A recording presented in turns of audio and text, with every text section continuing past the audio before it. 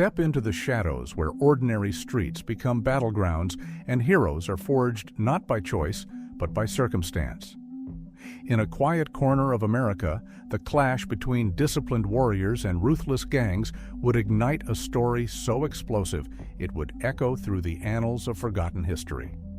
This isn't just a tale of bullets and bravery, it's a testament to what happens when the world's deadliest soldiers are forced to defend their own doorstep.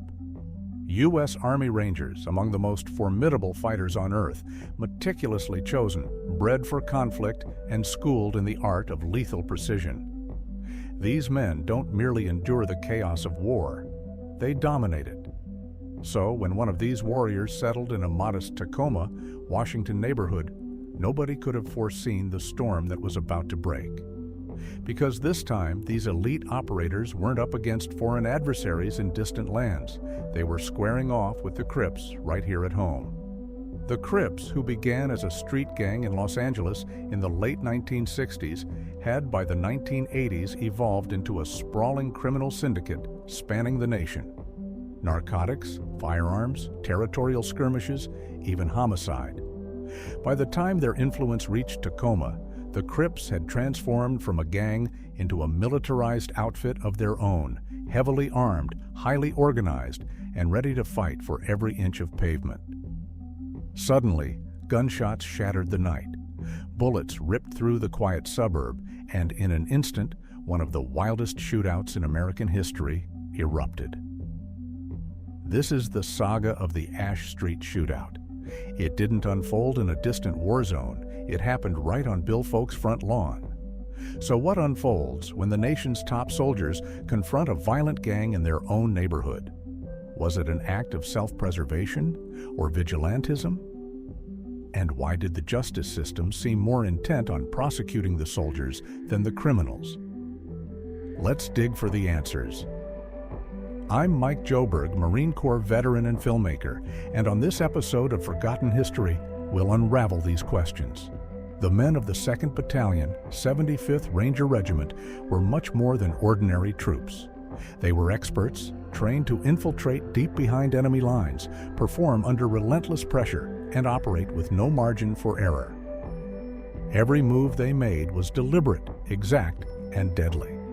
Most hadn't even hit their mid-20s, yet their training had exposed them to more hardship than most people face in a lifetime.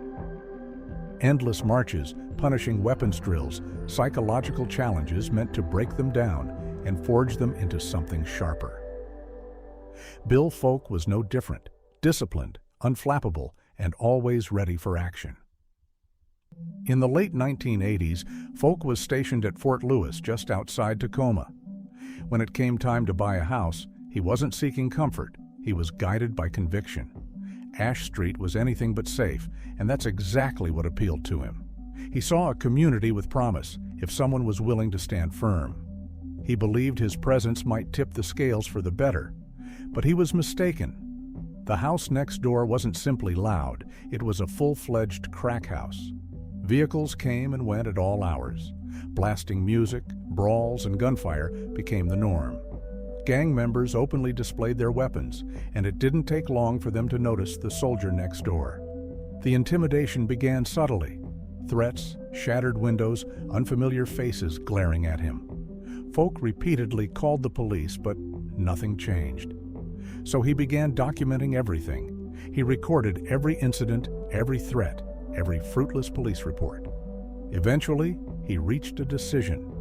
If the authorities wouldn't help, he'd call on those who would. Not criminals, not vigilantes, Rangers. And when they showed up, it wasn't to provoke a fight. Their mission was to stand firm, quiet, measured, and professional. But Ash Street was a powder keg about to blow. On February 27, 1989, Bill Folk had 6 Rangers staying at his house. There was no drinking, no partying, just vigilance. The atmosphere was already tense. Gang members next door had issued threats. One reportedly declared they'd deal with that white boy. That evening, a woman was seen hurling bottles at Folk's house as the crowd outside swelled. Then, just after 10 p.m., it began. A Crip fired a shot, then another. Windows exploded. Bullets tore through folks' home. The Rangers dropped to the ground, then shifted into defensive stances, just as they'd been trained. But this was no drill. This was a real shootout, this time on U.S. soil. Gunfire crossed the street, pierced fences and windows. The Rangers moved as a unit inside the house, covering every angle. One sheltered behind the refrigerator, another watched through the front window. They only fired back when they spotted muzzle flashes. There was no wild shooting. They measured distance, calculated cover, and managed their fields of fire as they'd practiced countless times before. At one point, a Ranger cracked a joke to steady the nerves, something about Fort Lewis serving better food than this chaos. It was gallows humor, but in that instant, it kept them sharp and alive. The Rangers fired back in short, controlled bursts. No panic, just instinct and training. They weren't armed with military-issued weapons, but let's be honest, an AR-15 in a Ranger's hands is close enough to an M16. They didn't need full auto. What they needed was control, and that they delivered in abundance. The gang members scattered in all directions. Some fled on foot, others sought cover, while a few kept firing. At one point, a man casually strolled down the street, brandishing a shotgun as if he ruled the block. This wasn't merely a gunfight, it was a standoff between two opposing worlds, one governed by discipline, the other by intimidation. Throughout the chaos, folks' camcorder kept rolling. Bullets ripped through walls, shattered glass, and illuminated the night sky. Yet when the dust settled, everyone was still alive. Not because the encounter lacked danger, but because the Rangers exercised a level of restraint most could never muster. They didn't shoot indiscriminately or escalate the violence. They reacted with professionalism. Folk later claimed he believed some attackers were wounded during the firefight, but were spirited away by their comrades before police arrived, thus evading medical treatment and official records. When law enforcement finally showed up, the street was strewn with spent shell casings. They didn't find a clear crime scene. They found chaos. A street crowded with civilians, soldiers, and gang members, but initially, no one was handcuffed. The Rangers tried to explain what had transpired. The police weren't interested. One officer told folk to be quiet. Another warned the Rangers they might face charges. It was obvious this wasn't about justice, it was about managing appearances. Still, the police made several arrests that night. 4 known Crips were taken into custody, including one caught hiding beneath a car with a shotgun. Others were identified later thanks to folks' videotape. But despite the evidence, most charges didn't hold. Witnesses refused to cooperate and prosecutors backed down. At the time, Pierce County's prosecutor was John Ladenburg, a Democrat. His office filed charges against several gang members, including the one found with the shotgun. However, the follow-through was weak. Witnesses stayed silent, and prosecutors didn't push the cases. Most charges quietly dissolved. From the outside, it appeared the system cared more about damage control than delivering justice. And as far as the city was concerned, the Rangers might have been part of the problem. The soldiers, under siege in their own home, were treated like suspects. They were hauled in, interrogated, and accused of excessive force.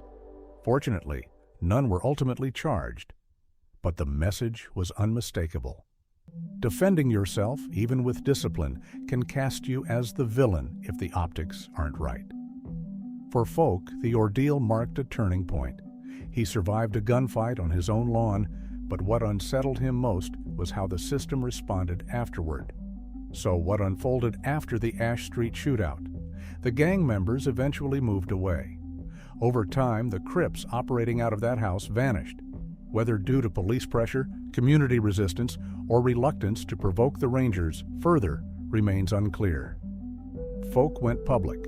He aired the footage on local television and gave interviews, calling out law enforcement for their delayed response.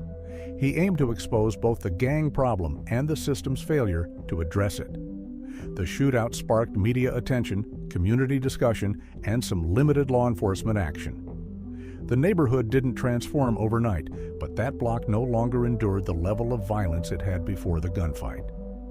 Bill Folk didn't back down. He stayed on Ash Street and continued pushing to clean up the area.